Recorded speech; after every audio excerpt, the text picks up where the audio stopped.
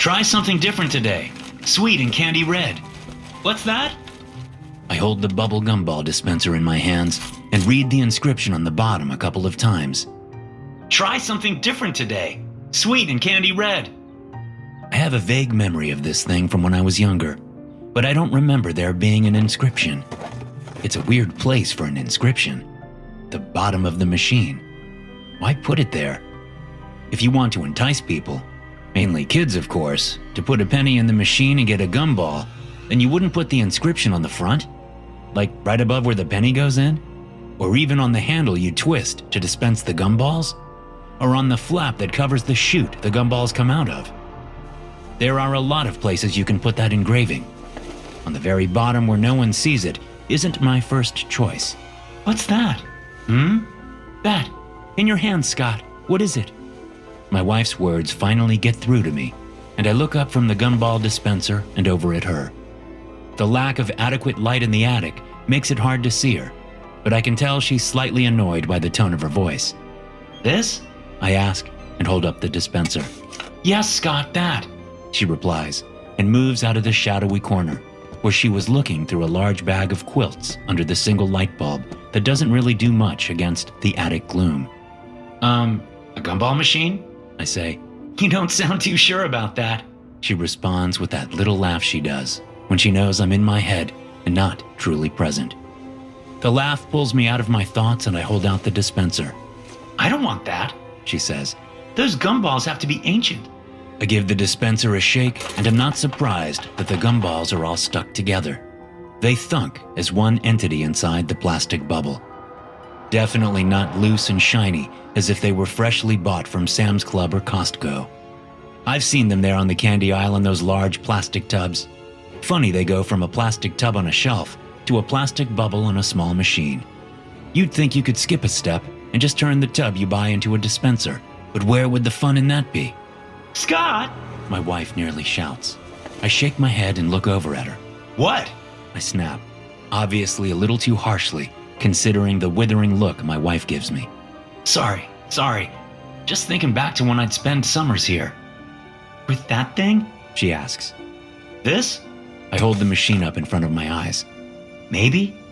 I don't really remember this thing. I sorta do, but I could be conflating memories. We were always going to old-fashioned soda shops and penny arcades and places like that. Gumball machines were everywhere in those places. Yeah, they have them at the mall still too, my wife says. They're bigger though, and they have the weird flavored gumballs that are as big as Delia's head. The mention of our daughter makes me look at the attic hatch and the ladder leading down into the upper hallway of my grandfather's house. Or, I guess it's my house now. Our house. She's fine, my wife says, reading my thoughts correctly. My mom is watching her and Louis. I give my wife the, really? Look, and she purses her lips. Stop it, my wife says. My mother knows how to watch our children. Right, I say and nod. Jerk, my wife mutters then says. Is that a keep, sell, or donate? I'm not sure, I say, rotating the machine in front of my face once more. Keep? It's up to you, she says. But if you keep it, throw those gumballs away, will ya? They're gross, and I don't want either of the kids trying to get at them. The last thing we need is to have to go to the ER because they ate some rotten gumball. Pretty sure these things can survive a nuclear blast, I say. I doubt any microbes can live in them. So they're the cockroaches of treats? Great selling point, Scott, she says, and wipes her hands on her jeans. I'm going to make some lunch. You hungry? Ham and cheese sandwich? I ask. No problem, she says and gives me that smile that tells me I'm not getting a ham and cheese sandwich. One hummus and sprout sandwich with tofurkey coming up. I thought I saw some ham and cheese in the fridge earlier, I reply with a little hope in my heart. Hope that I won't be subjected to the natural foods reject of sandwiches she intends to make me. We should use that up. Nope, she says, and pats my shoulder as she passes me on the way to the hatch and the ladder. 45-year-old men who have heart attacks do not get to eat old ham and cheese out of their dead grandfather's fridge. Oh, so you're a doctor now? I ask, but with a smile on my face and in my voice. Someone has to be, or you'd be dead by Friday, she says, then stops. Her eyes go wide and start to tear up. I didn't mean that. I set the gumball machine aside on an upturned footlocker, then grab my wife in for a hug. She buries her face in my chest and lets out a small sob. Hey, it's all okay, I say and stroke her hair. I've got a lot of years left in me, and I have zero plans on dying by Friday. I gently push her back and wipe away the tears on her cheeks. Sunday at the earliest, but definitely not Friday, I say and go in for a kiss. Oh, you asshole, she says and slaps my chest. You better not die on Sunday. We have the yard sale this weekend. Then she points at the gumball machine and wipes her whole face with her sleeve. Keep, sell, or donate, she says, and walks to the hatch and ladder once more. Decide so this cleanup train stays on the tracks. I'll decide after lunch, I say. Give me a holler when that delicious-sounding sandwich is ready. She nods and descends the ladder. Oh, and hey, Paula, I call to her just before her head is lost from sight. Yeah? She replies and pauses. I love you, I say. Forever. I love you too, she says and smiles wide. Enough to make me a ham and cheese sandwich? I ask. More, she says. Which is why you're getting hummus, sprouts, and tofurkey. Then she's gone before I can protest. Returning my attention to the gumball machine, I pick it back up and give it one more shake. The clump of gumballs makes a thunk-thunk noise. After a few minutes of staring at the thing, I walk over and set it in the keep pile. Then I pause and put it in the sell pile. Then I pause again and put it in the donate pile. We don't have a trash pile because Paula is determined that every single item in my grandfather's house that we don't want to keep will be rehomed and reused. Before I can turn around and head for the hatch and the ladder, I pick the gumball machine up once again, hesitate over the 3 piles, and place it in the keep section.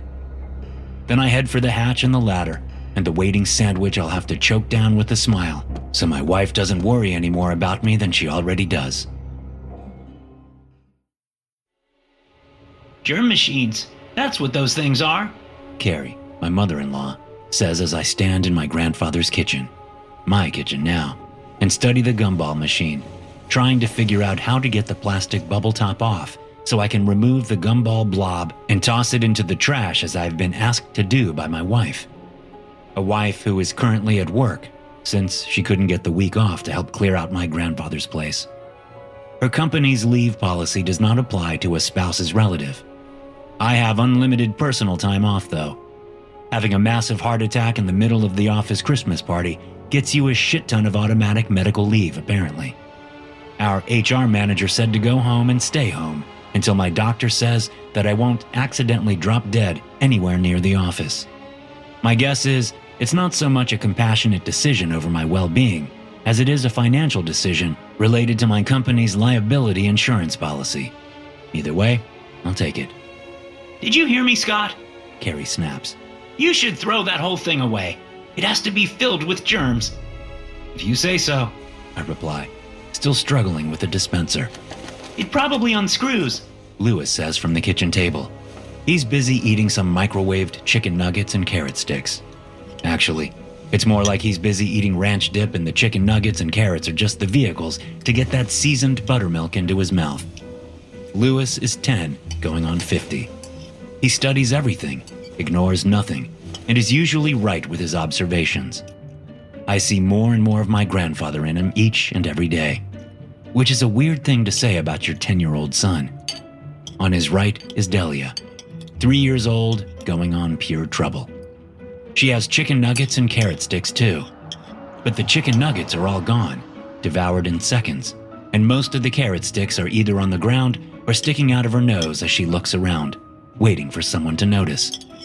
We've all noticed, it's just that we're trying to not encourage her to stick anything up her nose. 3 trips to the emergency room and the bills afterward have gotten us to this point. Get those out of there! My mother-in-law screeches, then hurries to Delia and yanks the carrot sticks out of my little girl's nostrils. So much for us not giving her any attention. Delia giggles and reaches out from her booster seat, her little hands grasping at open air as Carrie moves away from the kitchen table and over to the trash can with the snotty carrot sticks. Immediately, my daughter picks up 2 more sticks and inserts them into her newly vacant nostrils. You need to do something about this behavior, Carrie says when she turns to look at me.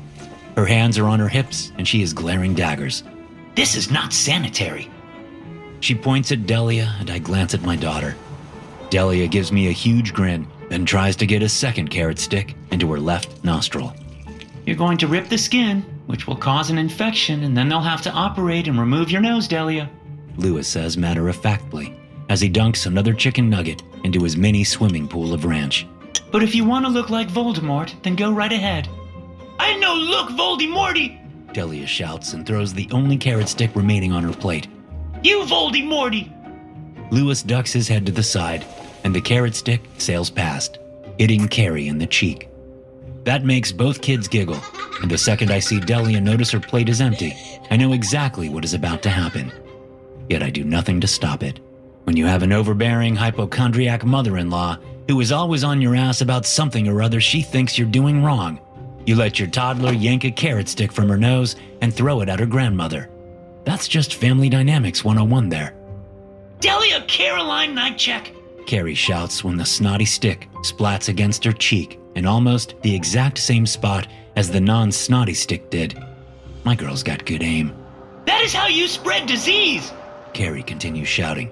If you do that again, I swear I'll... But she doesn't finish, as two more snotty carrot sticks splat in the same spot, one after the other. My girl's got really, really good aim. Carrie's head rocks to the side, but not from the impacts. More as an involuntary shudder as her hypochondriac mind tries to reconcile escaping the snotty carrot stick attack with her love for her granddaughter. It's a major psychological battle. I can tell by how Carrie hasn't started screaming and blaming me for what is happening. Dee, stop it, I say calmly, then bend down to pick up the carrot sticks off the floor. As I bend down, the gumball machine slips from my fingers and falls only a few inches before hitting the kitchen floor. I must have loosened the top because it instantly pops right off and the gumball blob goes wobbling one direction while the dispenser's plastic bubble top rolls the other way. Damn it, I say. Damn it, Delia echoes. There, see what you've done? Carrie cries out with such venom that I half expect to get a swat to the top of my head before I can straighten up. As I stand straight, I remain silent. There's no point in countering Carrie. Anything I say will only be twisted around and turned back on me. I once said what a lovely day it was, and was instantly reminded that there are people dying because of disease and famine. So how can I say it's such a nice day with all that misery happening in the world? Sky, pretty? I said in a caveman's voice and pointed at the cloudless blue sky. She didn't speak to me for 2 months after that. It would have been great, except for the stress it caused Paula. With snotty carrot sticks in hand, I ease past Carrie and throw them into the trash can. Keep that open, Carrie snaps and hip checks me out of the way so she can throw the gumball blob away. Then she goes back to fetch the dispenser and its bubble top. And this should go too. Nothing but germs. Whoa! I exclaim and yank the dispenser and bubble from her hands. That was my grandfather's and I'm keeping it. I see the fight in her eyes, and I'm ready for the hell she's about to dish out on me when Lewis says, Is Delia choking? Instantly, I forget Carrie and whirl around to see that my daughter has climbed down from her booster seat and is sitting on the floor, her eyes huge and her hands clawing at her throat. Oh fuck! I scream and basically dive at my daughter, sliding on my knees over to her so I can flip her around and give her back a hard whack. A gumball goes shooting out of her mouth and is lost from sight under the fridge. Delia immediately starts wailing and crying, and I pick her up and hold her to me as I say soothing word after soothing word. She's snotting and crying for a good 5 minutes before she starts to calm down. Carrie just stands over Lewis, her face a mix of I told you so and I wish this prick had died from that heart attack. Dad? Lewis says. What's on her face? What? I reply, and ease Delia's head away from my chest. It's coated in blood. Blood is oozing from her eyes instead of tears and from her nose instead of snot. Oh fuck! I say and look at Carrie. Call 911, now! Her hatred of me makes her hesitate, but she snaps out of it and pulls her phone from her pocket. Yes, my granddaughter's having some sort of reaction to a diseased gumball, Carrie screeches into her phone. We need an ambulance right away! Hurry! It takes EMS about 20 minutes to arrive at our house. By that time, I've got my daughter's face all cleaned up and the bleeding has stopped. She stays still as the paramedics check her over. Well, as one checks her over and the other distracts her by making funny faces. She's fine, the paramedic doing the medical work says, and steps back away from the kitchen counter where Delia is sitting. I move in and brace my daughter so she doesn't fall off and crack her skull open. Although, I guess if she's going to do that, now is about as good a time to do it, since I have 2 paramedics in my kitchen. How can you say that? Carrie snarls. She was bleeding from her eyes! Her eyes! I share a look with the 2 paramedics. Their eyes say they are sorry and know exactly what I'm dealing with. I'm sure they've met a few Carries in their line of work. My guess is the pressure from choking on the gumball, and then the intense crying afterward, burst a few capillaries. The examining paramedic responds in a calm, neutral tone. He wrapped a stethoscope over his neck and held both ends as he focused on Carrie. As far as I can tell, there's no permanent damage. Considering the bleeding had stopped by the time we arrived, I'd say there's nothing to worry about. But you are not a doctor, are you? Carrie shoots back at him. No, ma'am, I'm not, he says, and kneels down to get his gear bag. The other paramedic, the one who'd played the role of distractor, hands me her card. Call us if she starts bleeding again, she says, but I doubt that will happen. Like we'd call you amateurs, Carrie says and tries to snatch the card out of my hand. I yank it out of her reach, and I swear she almost tries to jump for it. But she composes herself and turns her anger on the paramedics again. You can see yourselves out, Carrie says. Thank you, I say to them. I'll walk you out. No need, the examining paramedic says and gives me a sad smile. You have your hands full here. He taps the card in my hand. Unless we're already on a call, we're faster than 911. If she does start bleeding, we'll come right back. Thanks again, I say. The 2 paramedics coo at Delia, who hides her face in my shoulder. Then they leave the kitchen. I'm calling Dr. Hayflink, Carrie says and pulls her phone from her pocket. He'll do a proper examination. He's retired, I say. He is not, Carrie responds as she scrolls through her phone for the pediatrician she'd taken her kids to and who had been our first pediatrician. 2 years ago. Posh, Carrie says and holds up a finger as she turns her back on me. Yes, I need to bring my granddaughter in to see Dr. Hayflink right away. I stand and wait for the shitstorm that's about to erupt. Delia nuzzles her face deeper into my neck, and I can tell she's ready for her nap. What do you mean he retired? Carrie snaps. Not for me, he hasn't. You get him on this phone right. Her back stiffens and she pulls her phone away from her ear and stares at it. Then she whirls on me and shakes the phone in my face. This house has horrible reception, she says, then stomps out the kitchen's back door and into the 2-acre backyard that I'd spent many a summer running around in. I watch her hold her phone up, acting like she's hunting for a better signal. It's all a ruse. The whole area was upgraded to 5G 6 months ago. I know because the last conversation I had with my grandfather was him telling me how he could watch the Packers game on his iPhone all the way under the oak tree by the back fence. Grandma needs to chill, Lewis says after chewing and swallowing his last ranch-coated chicken nugget. She's gonna be the one to drop dead of a heart attack if she doesn't relax. I can't help but burst out laughing, which disturbs the dozy Delia. I'll be right back, I say and walk toward the hallway. Stay here and do not say what you just said to me to your grandmother when she comes back inside. Lewis shrugs and eyeballs the last carrot stick on his plate. Can I be done and watch YouTube? Sure, kid, I say. I'll be back as soon as I put Delia down for her nap. With the semi-asleep toddler in my arms, I leave the kitchen, walk down the hallway, and ascend the huge staircase to the 2nd floor. We have a playpen set up in the master bedroom, and I ease Delia down into it, then cover her with her favorite blanket, the one with unicorns farting glitter. Carrie still hasn't stopped complaining about how crude she thinks the blanket is. Of course, I've dared her more than a few times to try to take it away from Delia. So far, she's come up with about 24 excuses not to. I don't blame her. Lord help the person who separates my daughter from her farty banky, she calls it. Delia grumbles a little, but then rolls herself up in her farty banky and slips right off to sleep. If I'm lucky, I'll have at least an hour to get back up into the attic and finish sorting through the junk up there. Then a scream from below makes me jump. I look at Delia, and her face is scrunched up, but she's not awake. I quietly race out of the room and down the stairs. When I reach the kitchen, Louis screams as he runs around the kitchen table, the gumball dispenser reassembled and held high in his hands as Carrie chases him around and around. Give that to me now! She shouts. Quiet! I hiss and step in front of Louis. He tries to dodge past me, but I catch him and whip him behind me as Carrie comes racing around the table. She nearly slams right into me, but she's able to put on the brakes in time. He fished those gumballs out of the trash! She snarls. She really isn't a pleasant woman. No, I didn't! Louis shouts from behind me. They just appeared! Do not lie to me, boy! Carrie yells. Both of you stop it right now! I hiss and put my finger to my lips. Delia is napping. Keep it the hell down. He needs to throw those away this instant. Carrie says, her voice quieter, but not by much.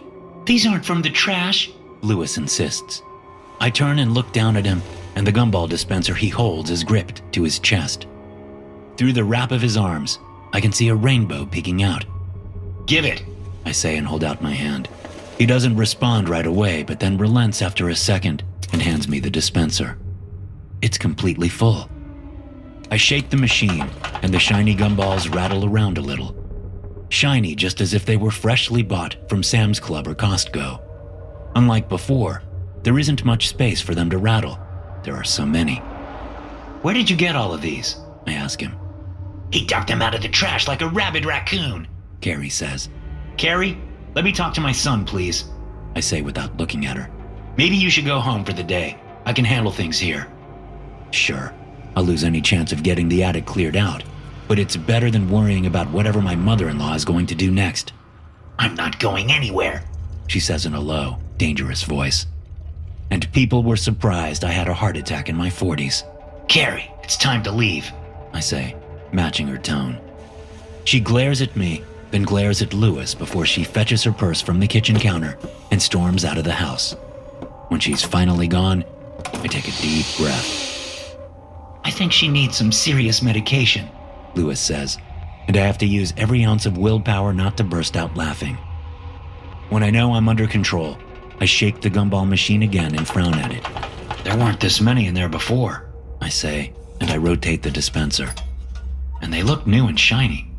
Did you wash them? No, Dad. They just appeared after I put it back together, Louis says. Look.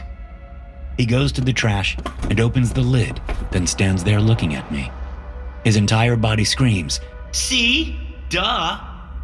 I step to the trash and look inside. Gumballs.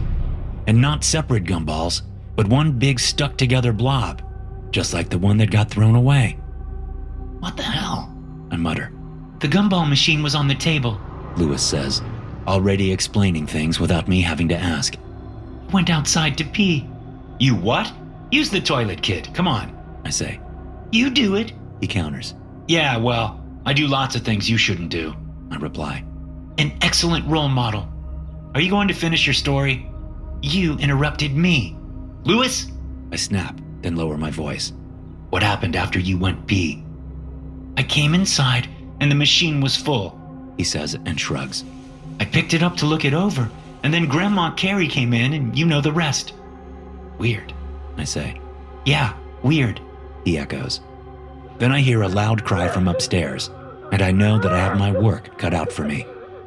We woke your sister up, I say as I unscrew the bubble from the dispenser.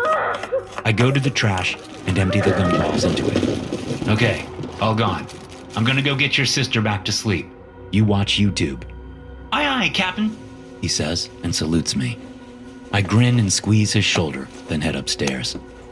The trick with getting Delia back to sleep is that you can't leave her.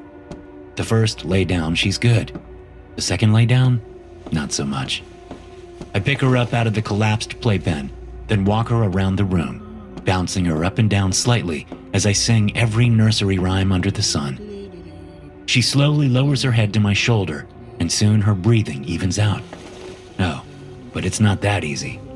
If I put her in the pen now, she'd just wake up and scream. So I fish Farty Banky out and carry it and my daughter over to our bed. I lay her down gently, then scooch in next to her, Farty Banky tucked between us. I guess I fall asleep because the next thing I know, Lewis is tugging on my pants leg and saying, Dad, I think I made a mistake. Huh? I mumble as I roll my head over to look at him. What's wrong? I feel fine. It doesn't hurt, is his response, which brings me instantly awake. I bolt upright and Delia starts to stir, but I can't focus on my daughter. My eyes are only on my son, and all the blood covering his face and neck and arms and hands. Lewis! I yell. They looked yummy, he says and shrugs. So I had one. One what? I exclaim as I slip from the bed and pick my son up. A tightness hits my left arm like a lightning bolt, but I don't have time for me right now. I carry Lewis into the bathroom and wipe his face and neck off with a towel. But more blood just appears like it's seeping from his pores, like he's sweating it. Sweating blood. What happened? I ask, then cough hard. My chest is a little tight too. I ate a gumball, he says, and shrugs nonchalantly again. Then I went outside because YouTube was boring. I should be proud, but my son is bleeding from his fucking pores, so I forget to applaud his choice to go outside instead of staying glued to a screen. I was running around testing the aerodynamics of my arms and thinking about what modifications a human would need to actually fly, he says. Get to the point, I say, almost snapping at him. I gotta keep it cool. If I freak out, then he'll freak out. I got hot, he says and shrugs again, and started to sweat. When I wiped the sweat from my forehead, my hand came away bloody. Then I saw I was bleeding everywhere I was sweating. Weird, right? Yes, it's fucking weird, I nearly shout. My left arm lights up and I gasp. Dad? Lewis asks. Are you all right? Yes, I'm fine, I say. Just need to sit down. I return to the bedroom and have a seat on the bed. Delia cries when I accidentally sit on her legs. I jump up and the world spins around me. I'm dizzy and feel hot. My head is pounding and my chest really, really hurts. And I'm having a hard time breathing and I think, oh shit. Call 911, I gasp as I fall over onto my side on the bed. Now, Lewis. Where's your phone? He asks. Bedside. Table. I managed to choke out. Delia is still crying, and I slap my hand in her direction. When I finally am able to pat her, I say, It's all right, sweetie. Daddy is just fine. On Farty Banky, my daughter yells, then starts tugging at something under me. Oh, right, I say and try to fish the blanket out from under my hip. But I pull a little too hard and send myself tumbling to the bedroom floor. My face hits the rug and I groan. Hello? My dad is having a heart attack, I hear Lewis say. He's had one before. Please hurry. I'm good. I try to say, but I'm not sure if words are coming out of my mouth or not. I don't know, Lewis says. We just moved into my dad's grandpa's house. There's silence then. No, that's our old address. My phone must be telling 911 to go to the old address. Shit. Am I gonna die because cellular carriers haven't fully figured out how to deal with 911? Great. Hold on, Lewis says. We called 911 earlier for my sister. He runs from the bedroom, and I want to shout for him to come back, but everything is starting to dim. Then I hear footsteps and he's returned. I gave 911 the names of the paramedics, Lewis says, his face right in mine. They looked up the call and found our address that way. Good kid, I say, and want to ruffle his hair, but that isn't happening. The world continues to dim and dim and dim. But before it all goes black, I just make out my bedroom door being pushed open and two people walking in. They're dressed in suits and definitely aren't paramedics. Where's the dispenser? I think one of them says. You gotta help my dad! Lewis exclaims. We will, but first, where's the dispenser? The same one asks again. Downstairs, Lewis says. I'll show you. I've got this one, the other suit says, then crouches in front of me, blocking my view of my son. He pulls something from his jacket pocket and then places it to my neck. It's gonna hurt, but it'll help stabilize. When I wake up, I'm not surprised to see I'm in the hospital. ICU by the looks of it. How bad? I ask, before I can even focus on anything specific. Oh, thank God! Paula cries and wraps her arms around me, her face shoved into my neck, her tears hot and comforting. I'm okay, I say. No, you aren't. I hear Carrie snap from somewhere in the room. Paula pushes back and wipes her tears, then nods at me. It was bad, Scott, She says. You were in surgery for 18 hours. 18 hours? How long have I been here? 3 days, Paula says and tries to smile. She fails miserably. She reaches past me and snags a Kleenex, then gives a monster of a honking blow. Wash your hands, Carrie says to her. To Paula's credit, she neither washes her hands nor acknowledges her mother's comment. How bad? I ask. Paula shakes her head. I got this, Mom. Lewis says and pushes up next to Paula. The doctor says you'll be stable for a while, but you need a new heart. We already knew that, I say. You just need it faster now. Lewis says and shrugs. I'd reach out and ruffle his hair, but my arms are restricted by tubes and needles, and the fact that I doubt I could lift a cheesy puff right now, let alone my arm. Hello, I'm Dr. Brinsky. A man says as he walks into my room. It's good to see you awake, Mr. Nightcheck. I'd ask how you were feeling, but you probably aren't sure yet. I feel lousy, I can say that much, I reply. Did you operate on me? I did, He says and looks around. May I speak with your wife out in the hallway? Uh-oh, I say. That's not good. Everything will be fine, He says and waves a hand at me. You just need rest. I have to go over some care procedures with her, and it's usually easier to talk to the non-medicated spouse alone, so no details are missed. Mom, can you take Lewis and Delia to get some snacks? Paula asks Carrie. Can I stay here with Dad? Lewis asks. I won't bother him.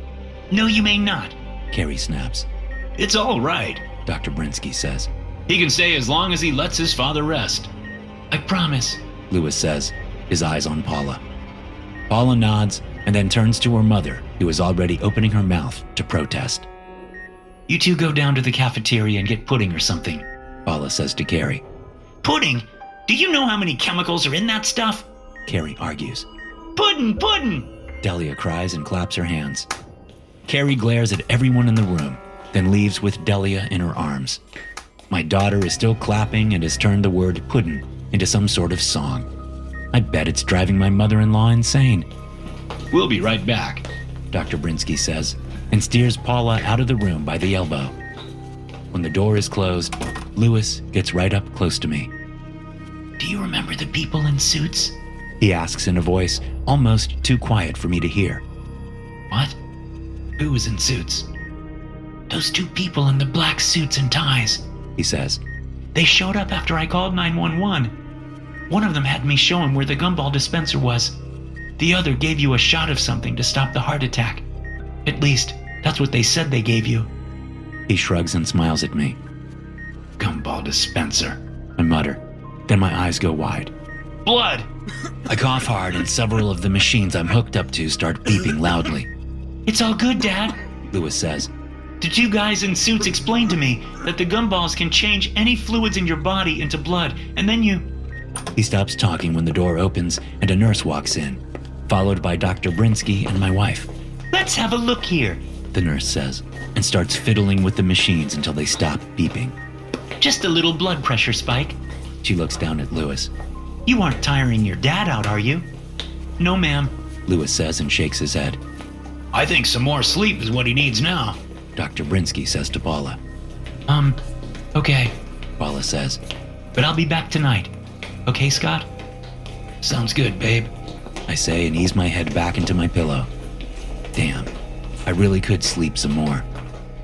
The next thing I know, my eyes are closed, but I feel a warm breath on my ear. They took the gumball machine with them, I hear Lewis whisper. I kinda know what he's talking about. Something to do with people in suits, right? And that gumball dispenser I found in the attic? Weird. Then I let myself drift off. I need this sleep. Bad. I think I dream. And I think the dreams are about gumballs floating on a river of blood. Then, Even dreams can't win against my fatigue, and it all goes blissfully black. SCP-942 refers to a small bubblegum dispenser, SCP-942-2, capable of producing an endless supply of anomalous gumballs, SCP-942-1. When ingested, SCP-942-1 causes the consumer's bodily fluids to appear and coagulate like blood upon exiting the body, though chemical analysis reveals the fluid's original composition. This results in symptoms like bloodshot eyes, constant nosebleeds, and discomfort during urination, as well as psychological distress, including panic attacks and obsessive hygiene behaviors. SCP-942-2 is stored securely, with affected individuals restricted to Foundation facilities due to the lack of a cure. Any new instances of SCP-942-2 must be retrieved or destroyed if retrieval is not feasible, and civilians exposed to SCP-942-1 are either recruited or neutralized under cover stories. The dispenser itself appears non-anomalous aside from its infinite gumball supply, and research is ongoing into its mechanism. To hear more stories like this, be sure to hit subscribe and turn notifications on. I'll see you in the next one.